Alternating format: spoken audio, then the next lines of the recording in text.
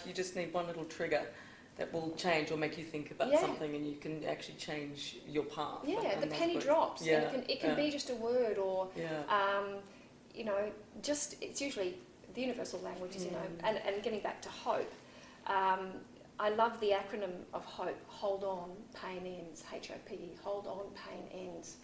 And you know, when people come to me to work on their emotional fitness, they're in pain over something. You know, it can be drug and alcohol abuse. It can be grief, you know, it can be all sorts of stuff, and we have a look at what's the source of the pain and what word they're using to actually make it worse, and what we can help them reinstall that'll heal it. And it's a brave step too, I think, when you are going through grieving or just a really challenging personal time, to actually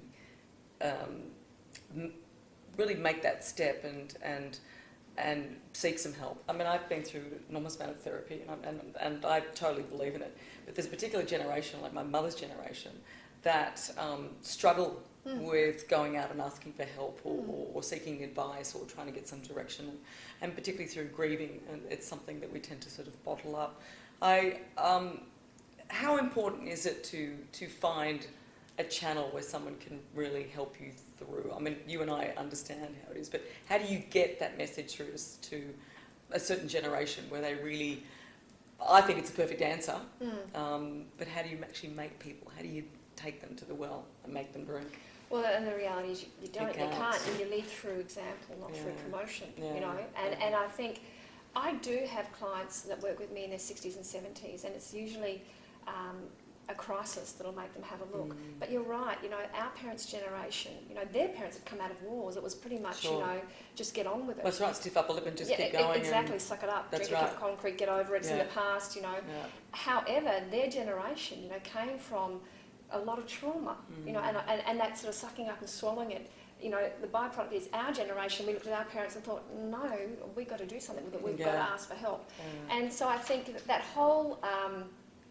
in an ideal world, your therapists are your aunts, uncles, grands and grandfathers, you know.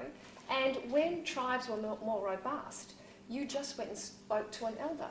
And I think that the legacy of that is what our parents inherited. That's why they go, well, why do you? However, the fracturing of generations downwards where elders are scattered, you know, what we do is we pay somebody. And I do say that to psychology students, we pay attention to their soul. And, you know, so... You know, there are some generations that won't subscribe to it. You know, like, look, and I've got to be honest, my generation has a hard time subscribing to tattoos.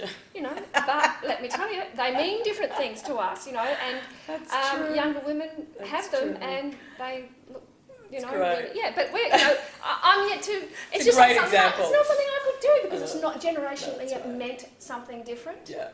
And this generation, it just means, I like that. And the other thing about sort of, one of the things I like to think about being young is being flexible. And I'm not talking, I mean, obviously it means in your body, but it also means in your mind.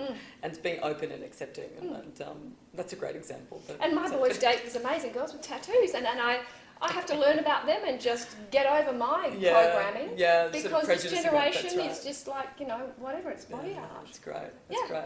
Well, I love talking to you. I mean, you've got, just talk about emotional wealth. That's what you have, emotional fitness expert, but emotional wealth. And I think there's a lot there we can learn from. So thanks. it's good to talk to you. Lovely to talk to you. Yeah, thank you. Okay.